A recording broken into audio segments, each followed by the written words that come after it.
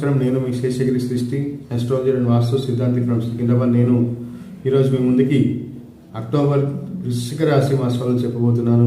ఈ వృశ్చిక రాశి వారికి ఇటు కొంత అర్ధాష్టమ శని ప్రభావం, అంటే శని వక్రించడం వల్ల అర్ధాష్టమ శని ప్రభావం, రాహు చతుర్థంలో ఉండడం వల్ల ఆయన ప్రభావం, అలాగే అష్టమ గురువు వల్ల కొంత ఆయన ప్రభావం, వ్యయంలో కుజుడు ఉండడం వల్ల ఈ రాశ్యాధిపతి కుజుడు వ్యయంలో ఉండడం వల్ల ఆయన ప్రభావం, అన్ని ప్రభావాలు వీరి మీద ఇంపాక్ట్ చూపిస్తున్నాయి.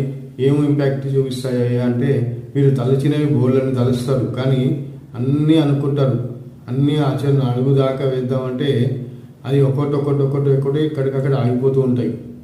ఏ పని కూడా సక్రమంగా పూర్తి చేసే పరిస్థితులు కనబడవు.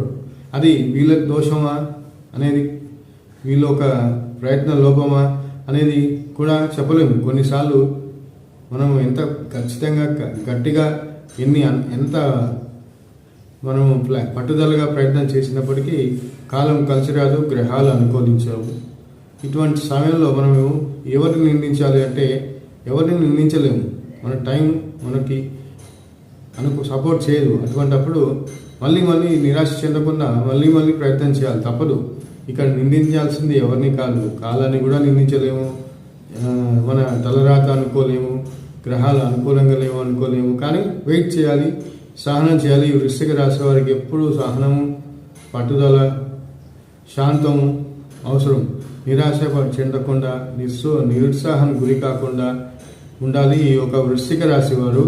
ఈ వృశ్చిక రాశి వారికి ఎందుకంటే ఈ గురువు అష్టమంలోంచి వెళ్ళేది ఇంకా కొంత టైం పడుతుంది, 1.5 month. ఆయన అనుకూలంగా అయ్యేటప్పటికి కానీ మిగతా అన్ని పనులు జరగవు. ఉన్నంతలో వీరికి కొంత సంతోషకరం ఏంటంటే శుక్రుడు కొంత అనుకూలంగా ఉన్నాడు ఈ మాసం.